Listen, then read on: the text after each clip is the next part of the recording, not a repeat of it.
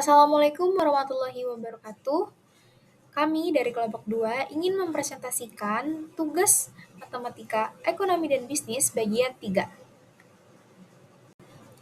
Sebelumnya, perkenalkan nama saya Anggita Rahman selaku ketua dari kelompok 2 dan anggota saya yang bernama Elda Tia Tira Valencia, Aska Aimin Namiah, Atali Marsya Saskia, Zahra Tia Nur Alifah, dan Rafanska Kila Inayah. Tugas 2 bagian 3 logaritma. Studi kasus 3.1 mencari waktu penggandaan investasi. Seorang penasehat keuangan ingin mengetahui berapa lama waktu yang dibutuhkan agar dana pensiun kliennya berlipat 3 kali dari M0 menjadi 3M0 jika tingkat bunga majemuk tahunannya adalah 10%. Maka kaidah yang diuji adalah log A buka kurung X di pangkat N tutup kurung sama dengan N titik log A buka kurung X tutup kurung. Soal yang pertama, tuliskan persamaan 3M0 sama dengan M0 buka kurung 1,10 tutup kurung N dalam bentuk logaritma untuk mencari nilai N. Maka kita bisa menggunakan bunga majemuk yaitu Mn sama dengan Mo buka kurung 1 ditambah R tutup kurung pangkat N. Mo ini adalah modal awal, Mn ini adalah modal akhir, dan N ini adalah tahun. Dengan R sama dengan 10% yang didesimalkan menjadi 0,10, maka 1 ditambah R sama dengan 1,10. Karena kita ingin jumlah akhirnya menjadi 3M0, maka persamaannya adalah 3M0 sama dengan M0 buka kurung 1,10 pangkat N. Karena N berada di pangkat, kita gunakan logaritma menjadi log 3 sama dengan log 1,10 pangkat N. Dan kita bisa menggunakan kaidah logaritma. Log A di pangkat N sama dengan N titik log buka kurung A dan tutup kurung. Maka persamaan berubah menjadi log 3 sama dengan N titik log 1,10. Maka dari itu hasilnya adalah N sama dengan log 3 per log 1,10 seperti yang ada di gambar.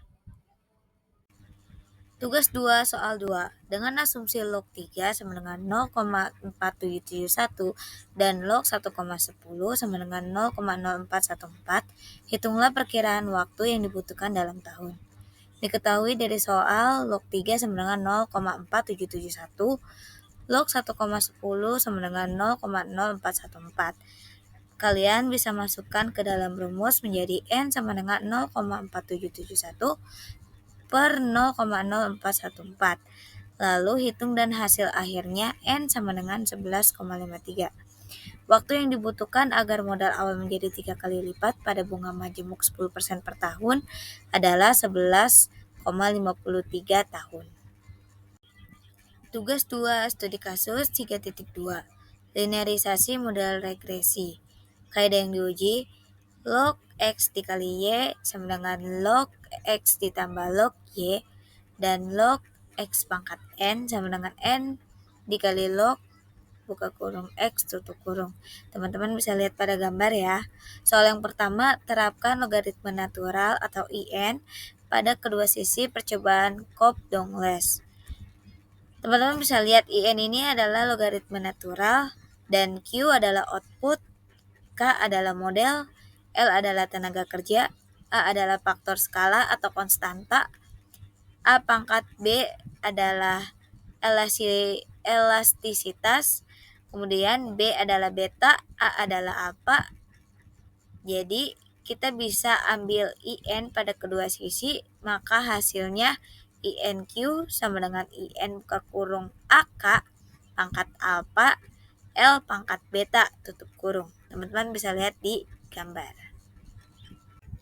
Oke teman-teman, untuk tugas yang 2, soal 2, tuliskan persamaan linearnya, tunjukkan bagaimana pangkat alfa dan beta diturunkan dan perkalian diubah menjadi penjumlahan. Gini teman-teman, pada baris yang pertama kan mengubah perkalian menjadi penjumlahan. Jadi IN buka kurung Q sama dengan INA ditambah INK pangkat alfa ditambah INL pangkat beta. lalu kita menurunkan pangkatnya. Jadi, hasil dari akhirnya adalah IN buka kurung Q tutup kurung dan IN buka kurung A dan tutup kurung Untuk soal yang ketiga, jelaskan mengapa hasil linearisasi ini penting dalam analisis statistik ekonomi. Karena model non-linear sulit untuk diestimasi secara langsung menggunakan metode regresi standar. Dengan mengubahnya menjadi bentuk log linear, yaitu lnq sama dengan lna ditambah alpha lnk ditambah beta lnl, model menjadi linear dalam parameter lna, alpha, beta, dan variabel lnq, lnk, lnn, lnl.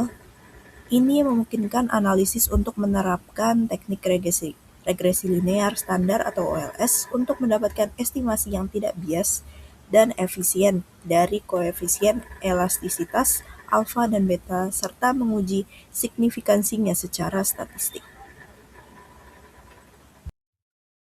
Oke, untuk tugas ketiga yaitu di studi kasus 3.1, soalnya adalah seorang nasabah menginvestasikan 50 juta di deposito dengan bunga majemuk 7% per tahun. Kaidah yang diuji yaitu Fn sama dengan M0, 1 ditambah I dipangkatkan N. Pertanyaannya, yang pertama, berapa total nilai investasi modal plus bunga nasabah tersebut setelah 12 tahun? Yang kedua, jika nasabah berinvestasi di produk yang memberikan bunga secara kontinu, berapa nilai investasi setelah 12 tahun? Asumsikan kalau E-nya itu sama dengan 2,32.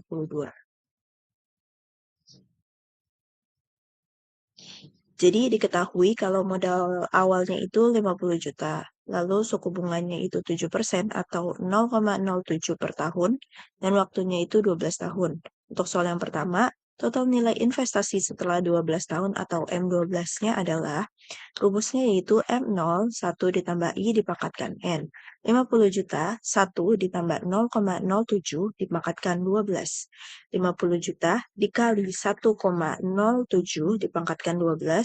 50 juta dikali 2,25219. M12-nya sama dengan 112.609.500. Sedangkan soal yang kedua yaitu nilai investasi dengan bunga kontinu. Rumusnya, nilai investasi sama dengan M0 dikali 2,32, 50 juta dikali 2,32. Jadi nilai investasinya adalah 116 juta rupiah. Untuk studi kasus 3.2, soalnya adalah sebuah proyek pembangunan menjanjikan pengembalian dana sebesar 250 juta pada 7 tahun dari sekarang. Tingkat diskonto yang relevan atau I-nya untuk proyek beresiko ini adalah 15% per tahun. Kaidah yang diuji adalah M0 sama dengan MN, 1 ditambah I dipangkatkan min N. Pertanyaannya, hitunglah nilai sekarang atau present value dari pengembalian dana tersebut.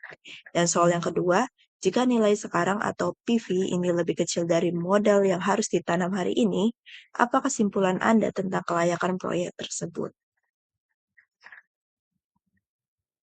Jadi diketahui nilai masa depan atau MN-nya itu 250 juta. Waktu atau N-nya itu 7 tahun. Dan tingkat diskonto atau I-nya 15% atau 0,15. Yang ditanya nilai sekarang atau present value. Rumusnya M0 sama dengan MN 1 ditambah I min N. Atau bisa diubah jadi MN per 1 ditambah I dipangkatkan N. Jadinya 250 juta per 1 ditambah 0,15 dipangkatkan 7. 250 juta per 1,15 dipangkatkan 7. 250 juta per 2,660. Hasilnya M0-nya sama dengan 93.984.962 rupiah.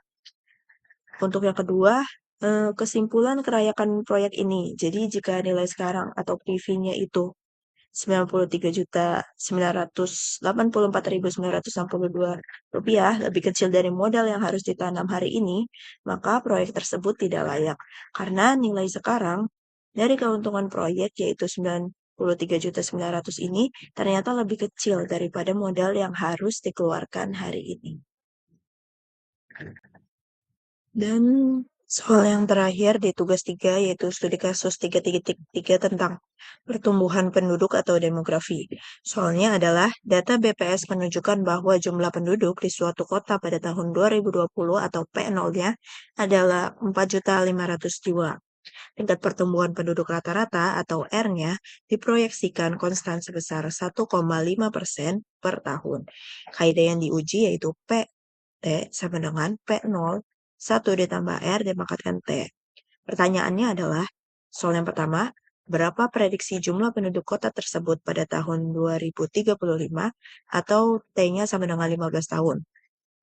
Dibulatkan ke ribuan jiwa terdekat. Untuk soal yang kedua, pada tahun berapakah populasi kota tersebut diperkirakan akan mencapai 5.500 jiwa? Petunjuknya untuk soal ini menggunakan logaritma untuk memecahkan variabel waktu atau T-nya. Jadi diketahui penduduk awal atau P0 ya pada tahun 2020 yaitu 4.500 jiwa. Pertumbuhannya atau R-nya itu 1,5% atau sama dengan 0,015. Untuk rumusnya yaitu PT sama dengan P0, 1 ditambah R dipangkatkan T. Untuk soal yang pertama, prediksi jumlah penduduk kota pada tahun 2035 jika T-nya itu sama dengan 15 tahun. Jadi rumusnya P15 sama dengan 4.500, 1 ditambah 0,015 dipangkatkan 15. 4.500 dikali 1,015 dipangkatkan 15. 4.500 dikali 1,25023. P12-nya sama dengan 5.626.035 jiwa. Atau 5.600 jiwa. Untuk soal yang kedua, tahun berapakah populasi mencapai 5.500 jiwa? Jika diketahui PT-nya itu 5.500, maka dimasukkan saja rumusnya PT sama dengan P0, 1 ditambah R dipangkatkan T. Jadinya 5.500 sama dengan 4.500 dikali 1 ditambah 0,015 dipangkatkan T. 4.500-nya dipindahkan luas untuk dibagi dengan PT-nya yaitu 5.500 dibagi 4.500 sama dengan 1,015 dipangkatkan T. Hasilnya 1,222 sama dengan 1,015 dipangkatkan T. Nah, di sini kita menggunakan sifat logaritma yaitu log A dipangkatkan B sama dengan B dikali log A. Log 1,222 sama dengan log 1,015 pangkat T. Log 1,222 sama dengan log T dikali 1,015. T-nya didapatkan dengan cara membagi log 1,22 dibagi dengan log 1,015. T-nya sama dengan 0,0871 per 0,00647. Didapatkan T-nya itu 13,47 tahun. Maka 2020 ditambah 13,47 hasilnya 2033,47. Kesimpulannya adalah populasi akan mencapai 5.500 jiwa pada pertengahan tahun 2033. Tugas keempat tentang analisis perusahaan, biaya penerimaan, dan laba. Dalam studi kasus yang pertama, tentang fungsi biaya dan penerimaan, di soal terdapat sejumlah data tentang perusahaan sendal jepit sebagai berikut ini. Yang pertama kita dapat ada biaya tetap seharga 5 juta rupiah, biaya variabel per unitnya yaitu 15.000 rupiah, dan biaya jualnya atau price-nya 25.000 rupiah. Pertanyaan yang pertama yaitu buat fungsi total biaya dan fungsi total penerimaan. Fungsi total biaya atau total cost itu kan seperti yang kita ketahui, total cost sama dengan biaya tetap ditambah dalam kurung biaya variabel dikali Q. Kita substitusikan aja, biaya tetapnya 5 juta ditambah biaya variabel 15.000 kali Q. Jadinya fungsi total biayanya itu 5 juta tambah 15.000 Q. Dan fungsi total penerimaannya rumus dasarnya itu kan price kali Q, price-nya 25.000 kali Q, jadinya fungsi total penerimaannya 25.000 Q. Soal yang kedua yaitu membuat break even point atau titik impas dalam kuantitas juga dalam rupiah. Break even point itu kan terjadi saat total revenue sama dengan total cost.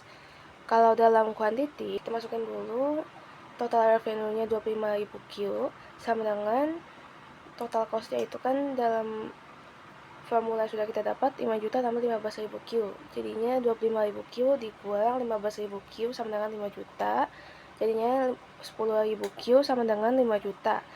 5 juta kita bagi 10.000 sama dengan 500. Jadi break even point kita 500 Q. Kalau dalam rupiah, kita masukin rumus total revenue-nya sama dengan 25.000 dikali kuantitasnya itu kan yang kita dapat tadi 500. Jadi 25.000 kali 500 sama dengan 12.500.000. Dalam studi kasus yang kedua tentang analisis laba dan rugi masih mengacu pada studi kasus yang pertama.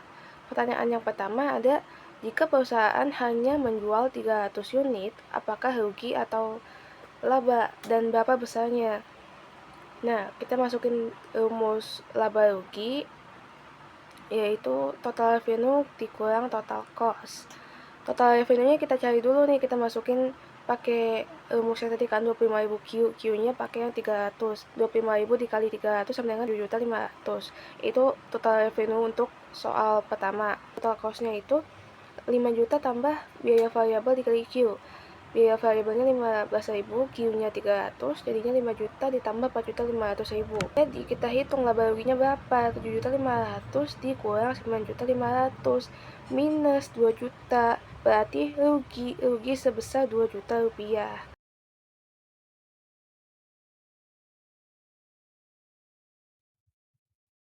Oke, untuk tugas 4 bagian 2, di bagian 3 ini kita akan mengerjakan soal tentang BEP.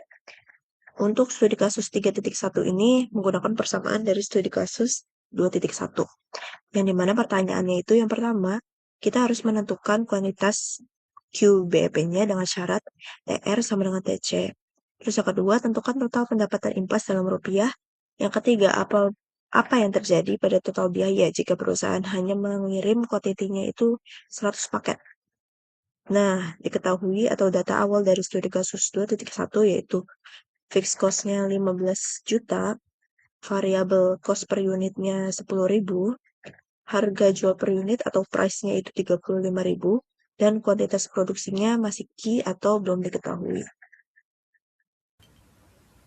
Untuk soal yang pertama, kita akan menentukan kuantiti BEP-nya, yaitu syarat BEP adalah ketika total pendapatan atau TR sama dengan total biaya atau total cost TC. TR sama dengan TC, rumusnya P dikali Q sama dengan FC ditambah V dikali Q. 35.000 dikali Q sama dengan 15 juta ditambah 10.000 dikali Q. Pindahkan variabel Q-nya itu ke sisi kiri. Jadinya 35.000 Q dikurang 10.000 Q sama dengan 15 juta. Jadinya 25.000 Q sama dengan 15 juta.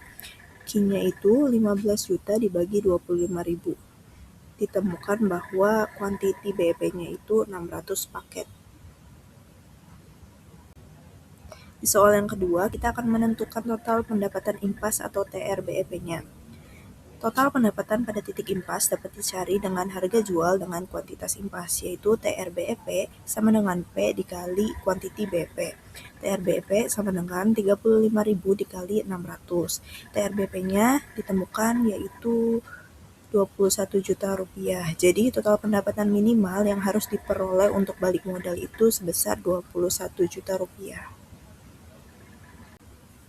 Di soal yang terakhir, yaitu soal ketiga, analisis jika perusahaan hanya mengirim kuantitinya 100 paket. Dengan cara menghitung TC. TC rumusnya FC ditambah V dikali kuantiti. TC-nya 15 juta ditambah variabelnya 10.000 dikali 100. TC 15 juta ditambah 1 juta sama dengan 16 juta. Lalu kita menghitung TR-nya sebagai perbandingan.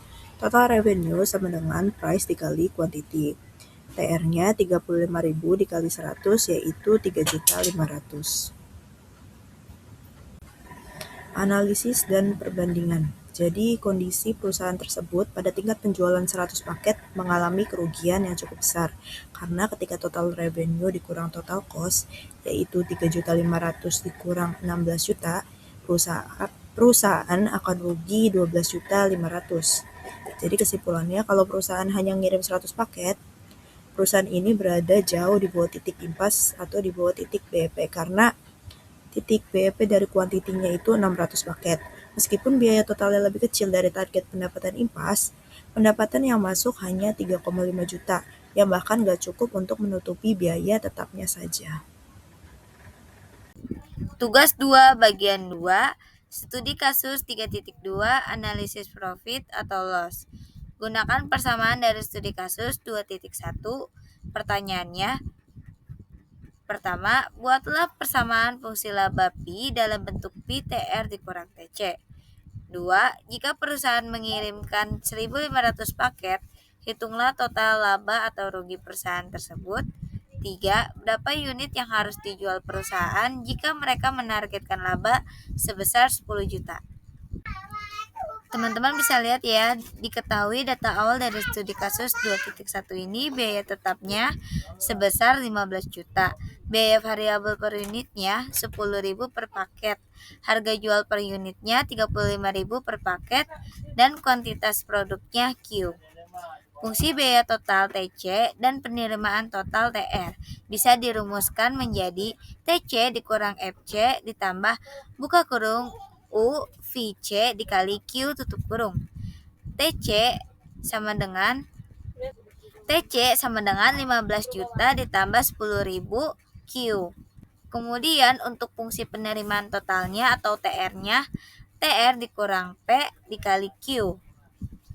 Maka hasilnya TR sama dengan 35.000 Q. Jadi, fungsi biaya total atau TC-nya itu TC sama dengan 15 juta ditambah 10.000 Q. Kemudian fungsi penerimaan total atau TR-nya itu TR sama dengan 35.000 Q. Gitu teman-teman. Oke, sekarang kita langsung masuk ke soal yang pertama ya teman-teman. Buatlah persamaan fungsi laba Pi dalam bentuk Pi sama dengan TR dikurang TC. Pi sama dengan TR dikurang TC, Pi sama dengan 35.000 Q dikurang 15 juta ditambah 10.000 Q. Teman-teman bisa lihat di gambar ya. Pi sama dengan 35.000 Q dikurang 10.000 Q dikurang lagi 15 juta. Maka hasilnya Pi sama dengan 25.000 Q dikurang 15 juta dan Pi sama dengan 25.000 Q dikurang 15 juta. Jadi fungsi laba dari Pi perusahaannya itu adalah Pi sama dengan 25.000 Q dikurang 15 juta. Teman-teman bisa lihat pada gambar di soal yang pertama ya di sini. Oke teman-teman, kita bisa lanjut ke soal yang kedua ya. Jika perusahaan mengirim 1.500 paket, hitunglah total laba atau rugi perusahaan tersebut. Kita bisa substitusikan Q 1.500 ke dalam fungsi laba Pi. Maka Pi sama dengan 25.000 dikali 1.500 dikurang 15 juta. 25.000 dikali 1.500 ini hasilnya 37.500 dikurang 15 juta. Teman-teman bisa lihat pada gambar. Jadi hasilnya adalah Pi sama dengan 22.500. Karena hasilnya positif, maka perusahaan mendapatkan laba. Jadi jika perusahaan mengirim 1.500 paket, perusahaan memperoleh laba sebesar 22.500. Untuk soal yang ketiga, berapa unit yang harus dijual perusahaan jika mereka menargetkan laba sebesar 10 juta? Kita akan menyamakan fungsi laba Pi dengan target laba yang diinginkan, yaitu 10 juta dan mencari nilai Q. Pi sama dengan 25.000 Q dikurang 15 juta. 10 juta sama dengan 25.000 Q dikurang 15 juta. Pindahkan biaya tetap ke ruas kiri. 10 juta ditambah 15 juta sama dengan 25.000 Q. 25 juta sama dengan 25.000 Q. Kemudian kita bisa cari nilai Q-nya. Q 25 juta per 25.000. 25 juta dibagi 25.000 sama dengan hasilnya Q sama dengan 1.000. Jadi perusahaan harus menjual atau mengirim 1.000 unit paket untuk mencapai target laba sebesar 10 juta. Selanjutnya, saya akan menjelaskan tugas kelima. Untuk bagian 3.1, penerimaan total maksimum. Soalnya adalah sebuah perusahaan menghadapi fungsi permintaan pasar P sama dengan 40 dikurang 2Q. Kaidah yang diuji yaitu mencari titik maksimum fungsi kuadrat TR. Pertanyaannya, pertama, tentukan fungsi total penerimaan TR dan tunjukkan bahwa fungsi tersebut adalah kuadratik. Kedua, tentukan kuantitas Q yang harus dijual perusahaan untuk mencapai penerimaan total maksimum TR max. Titik puncak Q sama dengan minus B. Ketiga, hitunglah besarnya TR max tersebut. Untuk menjawab soal pertama, yaitu menentukan fungsi total penerimaan TR, di sini fungsi total penerimaan TR didefinisikan sebagai hasil kali harga P dan kuantitas Q. Maka dari itu, kita bisa substitusikan fungsi permintaan P sama dengan 40 dikurang 2Q ke dalam persamaan TR, yaitu 40 dikurang 2Q dikali Q, hasilnya adalah 40Q dikurang 2Q kuadrat. Jika ditukar, maka hasilnya adalah TR sama dengan min 2Q kuadrat ditambah 40Q. Berikutnya, untuk menunjukkan bahwa fungsi tersebut adalah kuadratik, jawabannya fungsi TR sama dengan min 2Q kuadrat ditambah 40Q adalah fungsi kuadratik karena memiliki bentuk umum fx sama dengan ax kuadrat ditambah bx ditambah c, di mana x diganti dengan q kuantitas, fx diganti dengan tr penerimaan total, koefisien a sama dengan min 2, koefisien b sama dengan 40, dan konstanta c sama dengan 0. Karena koefisien a sama dengan min 2 yang berarti a lebih kecil daripada 0, fungsi kuadratik ini akan membentuk parabola yang terbuka ke bawah, sehingga memiliki satu titik maksimum. Untuk menjawab soal kedua, yaitu menentukan kuantitas Q untuk mencapai TR max, kita dapat menggunakan rumus titik puncak atau disebut vertex dan fungsi kuadratik. Rumus Q max sama dengan minus B dibagi 2 dikali A. Dari fungsi TR sama dengan minus 2Q kuadrat ditambah 40Q, kita memiliki A sama dengan min 2 dan B sama dengan 40. Maka dari itu, kita bisa substitusikan nilai A dan B ke dalam rumus Qmax, yaitu Qmax sama dengan minus 40 dibagi 2 dikali minus 2 sama dengan minus 40 dibagi minus 4, hasilnya yaitu Qmax sama dengan 10. Jadi, perusahaan harus menjual kuantitas sebanyak 10 unit untuk mencapai penerimaan total maksimum. Terakhir, untuk menjawab pertanyaan ketiga, yaitu menghitung besarnya TR max, setelah kita menemukan kuantitas maksimum, yaitu Qmax sama dengan 10, kita bisa substitusikan nilai Q ini kembali ke fungsi TR. Karena fungsi TR max sama dengan minus 2Q kuadrat ditambah 40Q, ketika kita melakukan substitusi, maka akan menjadi TR max sama dengan minus 2 dikali 10 pangkat 2 ditambah 40 dikali 10 sama dengan minus 2 dikali 100 ditambah 400 sama dengan minus 200 tambah 400. Jadi hasilnya yaitu TR max sama dengan 200. Untuk bagian 3.2, analisis BEP kuadratik, soalnya adalah sebuah perusahaan memiliki fungsi biaya sebagai berikut. Pertama, penerimaan total, yaitu TR sama dengan 40Q dikurang 2Q kuadrat dari studi kasus 3.1. Kedua, biaya total, yaitu TC sama dengan Q kuadrat ditambah 10Q ditambah 24. Kaidah yang diuji yaitu menyelesaikan persamaan kuadratik untuk TR sama dengan TC. Pertanyaannya adalah, pertama, tentukanlah titik-titik impas break-even point perusahaan dalam kuantitas QBEP. Kedua, tentukan harga P pada masing-masing titik QBEP tersebut. Ketiga, berapakah kuantitas yang memberikan laba minimum, yaitu Q sama dengan 0 atau Q di antara BEP, dan laba maksimum, yaitu Q optimal. Jelaskan secara singkat area laba dan rugi pada grafik.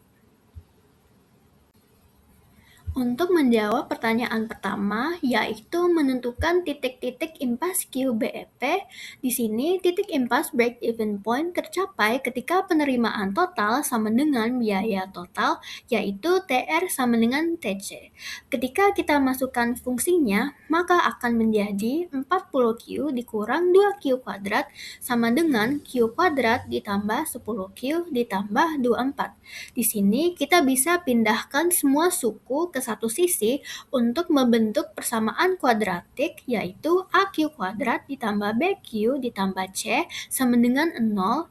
Jadi hasilnya yaitu 0 sama dengan Q kuadrat ditambah 2Q kuadrat ditambah 10Q dikurang 40Q ditambah 24 akan menjadi 0 sama dengan 3Q kuadrat dikurang 30Q ditambah 24. Untuk mempermudah perhitungan, kita bisa bagi seluruh persamaan dengan 3, yaitu akan menjadi 0 sama dengan Q kuadrat dikurang 10Q ditambah 8. Untuk penjelasan berikutnya, karena persamaan ini sulit difaktorkan secara langsung, kita bisa gunakan rumus kuadratik atau disebut rumus ABC, yaitu Q1,2 sama dengan minus B tambah minus akar B kuadrat dikurang 4 dikali A dikali C dibagi 2 dikali A. Dari persamaan tersebut, Q kuadrat dikurang 10Q ditambah 8 sama dengan 0, kita memiliki bahwa koefisien A sama dengan 1, koefisien B sama dengan min 10, dan koefisien C sama dengan 8. Kita bisa substitusikan nilai A, B, dan C ke dalam rumus ABC, yaitu Q1,2 sama dengan minus dikali minus 10 tambah minus akar minus 10 kuadrat dikurang 4 dikali 1 dikali 8 dibagi 2 dikali 1 sama dengan 10 tambah minus akar 100 dikurang 32 dibagi 2 sama dengan 10 tambah minus akar 68. Di sini kita bisa menghitung nilai akar 68 sama dengan 8,246.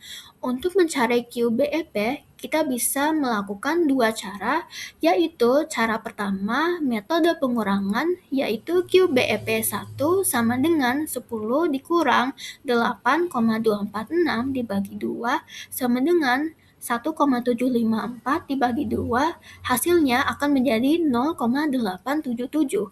Untuk cara kedua yaitu metode penambahan, QBEP2 sama dengan 10 ditambah 8,246 dibagi 2 sama dengan 18,246 dibagi 2, yaitu hasilnya akan menjadi 9,123. Kesimpulannya yaitu titik-titik impas BEP terjadi pada kuantitas QBEP sama dengan 0,877 unit dan QBEP2 sama dengan 9,123 unit. Selanjutnya, untuk menjawab pertanyaan kedua, yaitu menentukan harga P pada masing-masing titik QBEP dengan menggunakan fungsi permintaan pasar P sama dengan 40 dikurang 2Q. Di sini kita bisa menggunakan harga pada QBEP1 dan QBEP2 yang kita hitung tadi. Pertama, untuk harga pada QBEP1 sama dengan 0,877, ketika kita masukkan nilai tersebut ke dalam fungsinya, maka hasilnya akan menjadi P1 sama dengan 40 dikurang 2 dikali 0,877. Hasil perkalian tersebut akan menjadi 1,754, maka P1 sama dengan 40 dikurang 1,754, P1 sama dengan 38,246. Berikutnya, untuk harga pada QBEP2 yaitu sama dengan 9,123. Jika kita masukkan nilai tersebut ke dalam fungsinya juga, hasilnya akan menjadi P2 sama dengan 40 dikurang 2 dikali 9,123. Perkalian tersebut akan menjadi 18,246. Jadi, P2 sama dengan 40 dikurang 18,246 sama dengan 21,754. Dari kesimpulan tersebut, kita bisa menyimpulkan bahwa titik impas 1 BEP 1Q sama dengan 0,877 dan P sama dengan 38,246.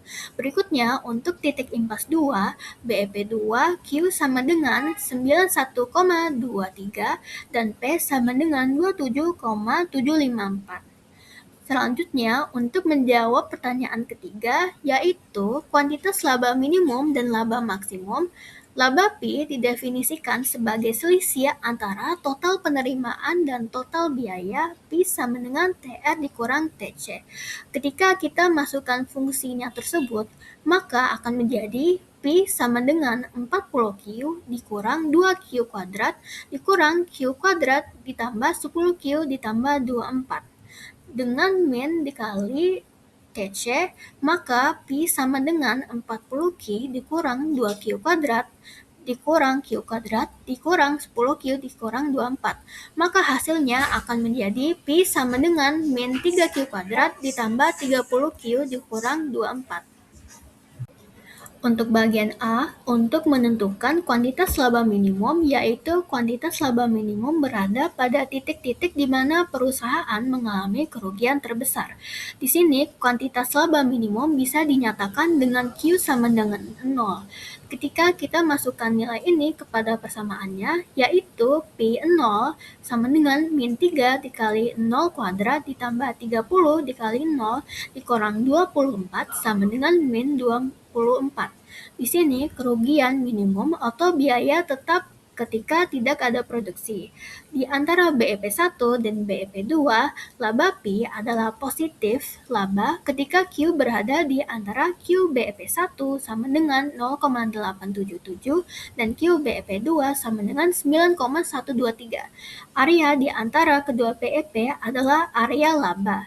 Di luar BEP, kuantitas kerugian, karena fungsi laba Pi adalah parabola terbuka ke bawah, yaitu A sama dengan min 3, laba akan bernilai negatif atau rugi untuk kuantitas Q lebih kecil daripada Q BEP1, yaitu Q lebih kecil dari 0,877 dan Q lebih besar daripada Q BEP2, yaitu Q lebih besar daripada 9,123.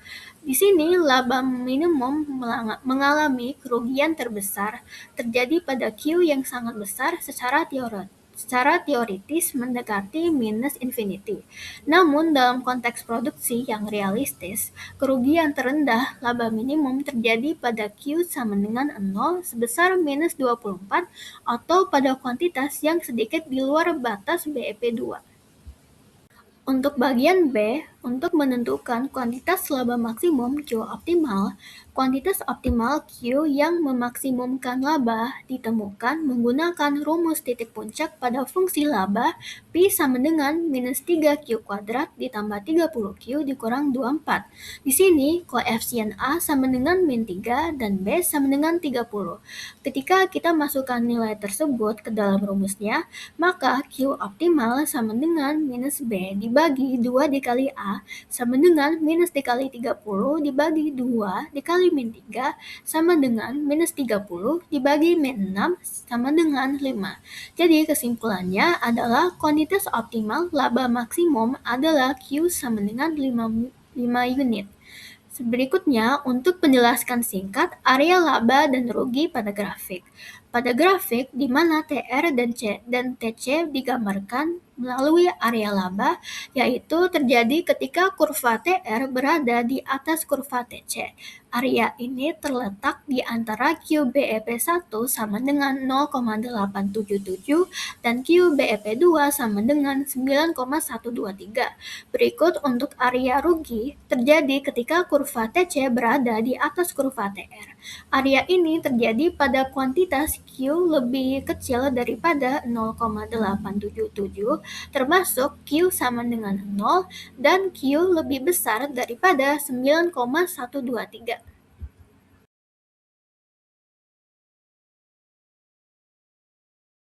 Baiklah, di sini saya akan menjelaskan bagian 3.1 pertanyaan 1, yaitu tentukan fungsi biaya marginal atau MC.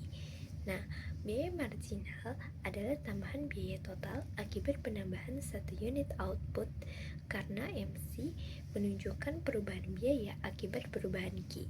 Maka MC diperoleh dengan menurunkan fungsi total cost terhadap Q. Nah, MC-nya di sini adalah D dalam kurung TC per DQ. Jadi kita menurunkan fungsi TC sama dengan MC sama dengan M 6Q pangkat 2 dikurang 20Q ditambah 40. Lalu yang kedua, tentukan fungsi penerimaan total atau TR. Nah, penerimaan total adalah total pendapatan yang diterima perusahaan dari penjualan output yang diperoleh dari harga unit dikalikan jumlah output. Karena harga bergantung pada jumlah barang yang dijual, maka fungsi permintaan disubstitusikan ke dalam rumus TR. Nah, TR adalah TR itu mempunyai rumus TR sama dengan P kali Q. Jadi TR sama dengan 150 dikurang 3Q. Nah, dari TR itu Q itu kita kalikan ke 150 sama 3Q. Jadi hasilnya adalah 150Q dikurang 3Q pangkat 2. Nah, di sini saya akan menjelaskan nomor 3, yaitu tentukan fungsi penerimaan marginal. Nah, penerimaan marginal adalah tambahan penerimaan yang diperoleh ketika output bertambah 1 unit. Karena MR menunjukkan perubahan penerimaan akibat perubahan Q, maka MR diperoleh dengan menurunkan fungsi penerimaan total terhadap Q. Diketahui TR sama dengan 150Q dikurang 3Q pangkat 2. Jadi kita menurunkan TR. MR sama dengan DTR per DQ sama dengan 150 dikurang 6Q. Nah, lalu kita lanjut ke nomor 4. Berapa besar biaya marginal ketika Q sama dengan 5? Untuk mengetahui biaya marginal pada tingkat output tertentu, nilai Q didistribusikan ke dalam fungsi MC yang telah diperoleh pada nomor 1. Cara ini dilakukan karena MC sudah menunjukkan hubungan langsung antara biaya dan jumlah output. Diketahui MC sama dengan 6Q pangkat 2 dikurang 20Q ditambah 40.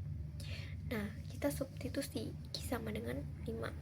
MC sama dengan 6 dalam kurung 5 pangkat 2 dikurang 20 dalam kurung 5 ditambah 40. Nah, jadi kita jumlahkan dan kalikan sesuai. Nah, jadi diperoleh 150 dikurang 100 ditambah 40. Nah, MC-nya kita peroleh sama dengan 90. Jadi biaya marginal pada saat Q sama dengan 5 adalah sebesar 90.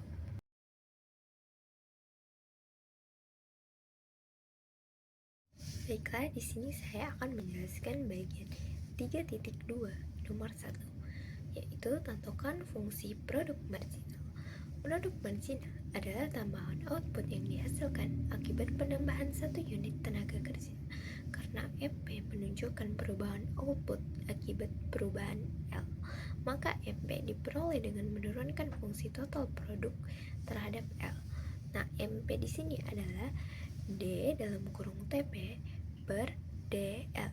Jadi MP kita peroleh sama dengan 80R 80L dikurang 2L pangkat 2. Lalu yang kedua, tentukan fungsi produk rata-rata.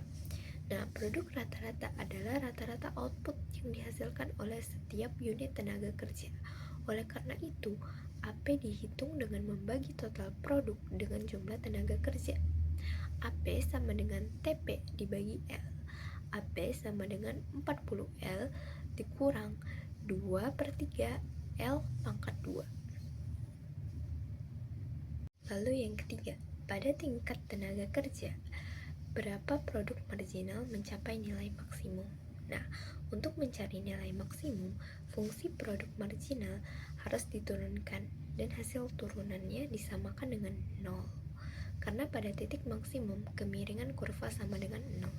Diketahui MP sama dengan 80L dikurang 2L pangkat 2. Nah, turunan MP sama dengan D dalam kurung MP per DL sama dengan 80 dikurang 4L. 80 dikurang 4L sama dengan 0. 4L sama dengan 80. L sama dengan 20. Jadi, produk marginal mencapai nilai maksimum pada saat L sama dengan 20. Baik, selanjutnya saya akan menjelaskan tentang tugas 7 dengan soal biaya margin atau MC sebuah perusahaan memiliki fungsi biaya total, yaitu total cost, sebagai berikut, di mana Q adalah kuantitas produksi. Dengan rumus, TC sama dengan Q pangkat 3 min 15 Q pangkat 2 ditambah 80 Q ditambah 200. Dengan soal 1. Berapakah biaya tetap viskos atau FC perusahaan tersebut? Yang kedua, turunkanlah fungsi biaya marginal atau marginal cost MC. Yang ketiga, hitungan nilai Q pada saat MC minimum. Yang keempat, berapakah nilai MC minimum tersebut? Dengan jawaban, yang pertama, konsep biaya tetap FC adalah komponen dari biaya total atau TC yang tidak bergantung pada kuantitas produksi atau Q. Ini adalah nilai TC ketika Q 0. Perhitungannya pada fungsi TC sama dengan Q pangkat 3 min 15 Q pangkat 2 ditambah 80 Q ditambah 20. Suku yang tidak mengandung Q adalah 200. Maka VC-nya itu 200. Jadi, biaya tetap atau viskos perusahaan tersebut adalah 200. Soal yang nomor 2, yaitu konsep biaya margin. MC adalah perubahan dalam biaya total atau TC yang disebabkan oleh perusahaan satu unit dalam kuantitas produksi atau Q. Secara matematis, MC diperoleh dengan menurunkan fungsi TC terhadap Q. Dengan rumus, MC sama dengan TC dibagi dengan Q. Cara mengerjakannya dengan TC sama dengan Q pangkat 3 min 15 Q pangkat 2 ditambah 80 Q ditambah 200. MC sama dengan D dalam kurung Q pangkat 3 min 15 Q pangkat 2 ditambah 80 ditambah 200 dibagi dengan Q. Maka MC sama dengan Q pangkat 3 min 1 dikurang 15 dikali Q pangkat 2 min 1 ditambah 80 dikali 1 Q min 1 ditambah 0. Maka MC adalah 3 pangkat 2 min 30 Q ditambah 80. Jadi fungsi biaya marginal atau marginal cost MC adalah MC sama dengan Q pangkat 2, 3 Q pangkat 2 dikurang min 30 Q ditambah 80. Baik, selanjutnya untuk nomor 3. Konsep untuk mencari nilai Q, di mana MC mencapai nilai minimum, kita perlu menggunakan konsep turunan kedua. Kita harus menurunkan nilai fungsi MC terhadap Q dan menyamakan dengan 0, yaitu MC aksen min 0, sama dengan 0. Dengan rumus, MC aksen sama dengan MC dikurang Q sama dengan 0. Perhitungan MC adalah MC sama dengan Q kuadrat 3Q kuadrat 2 min 30 Q tambah 80. Ini ada di perhitungan dari nomor 2. Turunan pertama dari MC aksen yaitu 3Q pangkat 2 min 30 Q ditambah 80 dibagi Q. MC aksen sama dengan 3 dikali 2Q min 30 dikali 1 ditambah 0. MC sama dengan 6Q min 30. Samakan MC dengan 0, dengan 6Q min 30 sama dengan 0. MQ sama dengan 30. Q sama dengan 30 dibagi 6, maka Q adalah 5. Jadi nilai Q pada saat MC minimum adalah 5 unit. Untuk soal terakhir, yaitu konsep setelah mendapatkan nilai Q yang minimum MC, substitusikan nilai Q tersebut kembali ke fungsi MC. Untuk mendapatkan nilai MC minimumnya, dengan rumus substitusikan Q yang tadi sudah kita cari yaitu 5 ke dalam MC sama dengan 3Q pangkat 2 min 30Q ditambah 80. Maka MC minimum sama dengan Q Q dalam kurung 5 pangkat 2 min 30 dikali 5 ditambah 80. Maka MC min sama dengan 75 min 150 ditambah 80. MC min sama dengan 5. Jadi nilai biaya marginal MC minimum adalah 5. Baik, selanjutnya ada tugas 8, bagian 3, integral, tentu, dan surplus pasar. Studi kasus 3.1 yaitu menghitung surplus konsumen atau CS. Fungsi permintaan suatu produk adalah permintaan sama dengan 50 min 2Q. Setelah dihitung, harga equilibrium atau P adalah 10 dan kualitas equilibrium atau E adalah 20. Pertanyaannya, 1. Tuliskan formula integral tentu untuk menghitung surplus konsumen atau CS. Yang kedua, hitunglah besarnya surplus konsumen. 1. Tuliskan formula integral tentu untuk menghitung surplus konsumen atau CS dari soal fungsi permintaan yaitu permintaan sama dengan 50 min 2Q, harga equilibrium itu 10, kuantitas Q-nya itu 20. Formula integral untuk surplus konsumen dengan rumus CS sama dengan integral permintaan dalam kurung kuantitas dikurang permintaan di luar kurung kuantitas. Substitusi fungsi permintaan dan angka dari soal.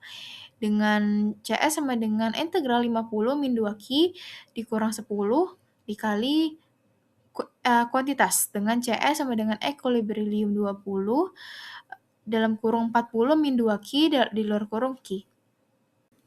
Selanjutnya, yang nomor 2, yaitu hitunglah besarnya surplus konsumen. Hitung integralnya dengan rumus CS sama dengan integral 20 dalam kurung 20 min 2Q tutup kurung Q.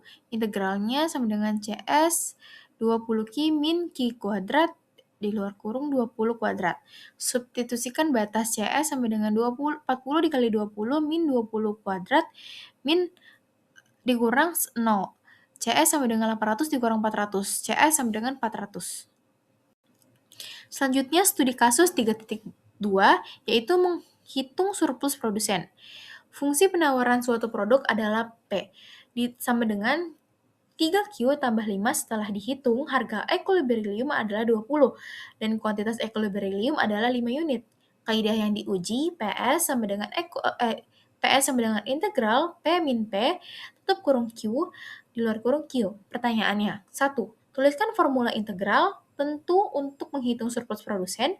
Yang kedua, hitunglah besarnya surplus produsen. Baik, dari soal sebelumnya, 1. Tuliskan formula integral tentu untuk menghitung surplus produsen. Dengan formula integral tentu untuk menghitung produsen, berdasarkan data yang diberikan adalah PS sama dengan integral 5 dalam kurung 20 min 3Q tambah 5 dikali Q. Soal nomor 2, hitunglah besarnya surplus produsen. Kita hitung integralnya.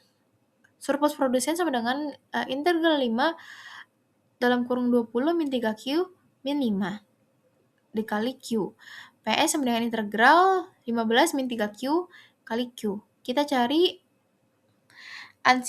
antiturunan integral tak tertentu dari 15 min 3Q yaitu integral 15 min 3Q dikali Q sama dengan 15Q min 3 dikali 1 per 2Q kuadrat sama dengan 15Q min 3 per 2Q kuadrat. Sekarang kita substitusikan batas-batasnya dengan integralnya Q sama dengan 5 dan Q sama dengan 0.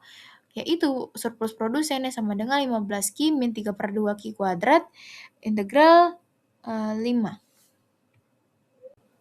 Baik, selanjutnya itu hitung nilai batas atas dan bawah. Dengan yang tadi, kita substitusikan ya. Surplus produsen sama dengan 15 dalam kurung 5 min 3 per 2 dalam kurung 5 pangkat 2. Dikurang 15 dalam kurung 0 min 3 per 2 dalam kurung 0 kuadrat. Surplus produsen sama dengan 75 min 3 per 2 dalam kurung 25 dikurang 0. Surplus produsen sama dengan 75 min 75 per 2. Surplus produsen sama dengan 37,5. Jadi, besarnya surplus produsen adalah 37,5.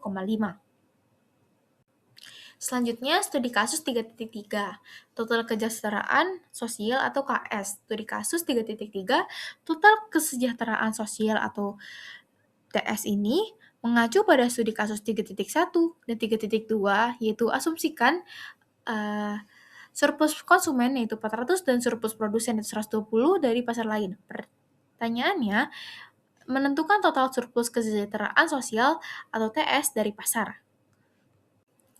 Lanjut, total surplus TS adalah jumlah dari surplus konsumen yaitu CS dan surplus produsen yaitu PS. Dengan rumus TS sama dengan CS ditambah PS. Dengan angka yang tadi, 400 ditambah 120, maka menghasilkan jadi 520.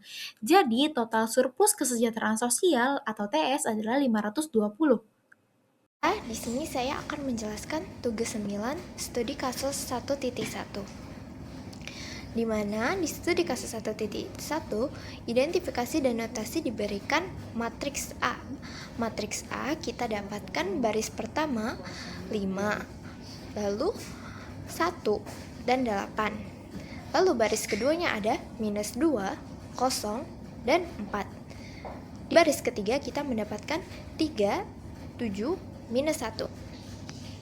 Nah, kita mulai dari pertanyaan pertama ya. Tentukan ordo dimensi dari matriks A. Matriks A memiliki 3 baris dan 3 kolom, sehingga ordonya adalah 3 kali 3. Lalu, lanjut ke pertanyaan kedua.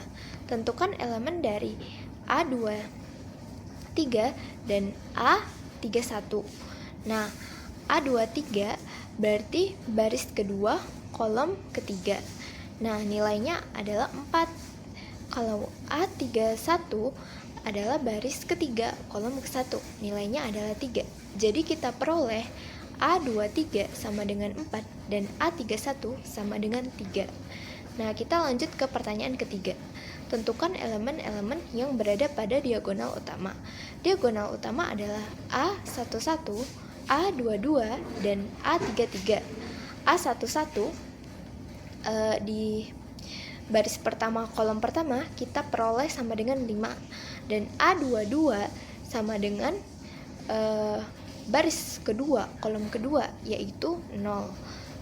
Dan A33 baris ketiga, kolom ketiga, yaitu minus 1.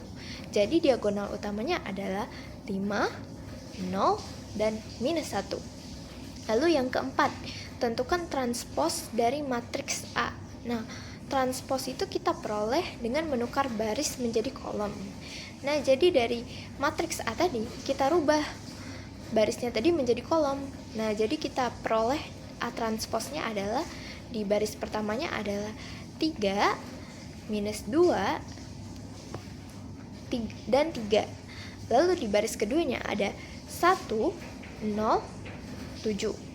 Di baris ketiganya ada 8, 4, dan minus 1. Baiklah, di sini saya akan menjelaskan studi kasus 1.2, yaitu kesamaan 2 matriks. Diberikan 2 matriks B dan C yang dinyatakan sama. Jadi B sama dengan C. Nah, di matriks B, baris pertama kolom pertamanya ada 2X, baris pertama kolom kedua ada 4, baris kedua kolom ke-1 ada minus 1, dan baris kedua kolom kedua ada Y tambah 3. Lalu matriks C.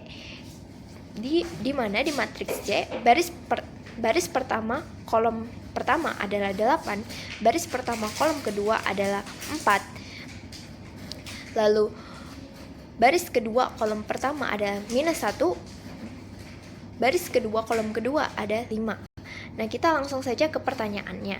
Yang pertama, berdasarkan prinsip kesamaan matriks, tentukan nilai variabel X. Nah, di sini kita bandingkan elemen baris 1 kolom 1, yaitu 2X sama dengan 8.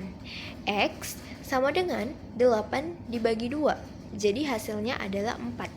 Lalu pertanyaan kedua, tentukan nilai variabel Y. Nah, di sini kita bandingkan elemen baris kedua, kolom kedua. Y tambah 3 sama dengan 5. Nah, 3 tadi kita pindah ruaskan. Nah, karena tadi nilai 3 adalah positif, jika kita pindah ruaskan maka 3 menjadi negatif. Jadi, Y sama dengan 5 dikurang 3. Hasilnya adalah 2. Jadi, nilai variabel Y adalah 2. Baiklah, di sini saya akan menjelaskan studi kasus 1.3, yaitu jenis-jenis matriks. Di mana di sini meminta diberikan contoh matriks 3x3 untuk masing-masing jenis matriks. Yang pertama adalah matriks identitas. Matriks identitas adalah matriks persegi di mana semua elemen pada diagonal utamanya adalah 1 dan semua elemen lainnya adalah 0. Untuk contohnya bisa dilihat seperti gambar di atas. Nah, yang kedua ada matriks 0. Matriks 0 adalah matriks di mana semua elemennya adalah 0. Jadi semua baris dan kolomnya itu bernilai 0. Nah, lalu untuk yang ketiga ada matriks diagonal. Nah, matriks diagonal adalah matriks persegi di mana semua elemen non-diagonal adalah non-elemen pada diagonal utama. Dapat berupa bilangan apa saja termasuk 0. Untuk contohnya sendiri bisa dilihat seperti gambar di samping ya. Dan contoh spesifiknya sendiri juga ada di samping. Baik, terima kasih atas perhatiannya. Selesai sudah untuk presentasi pada kelompok 2 kali ini.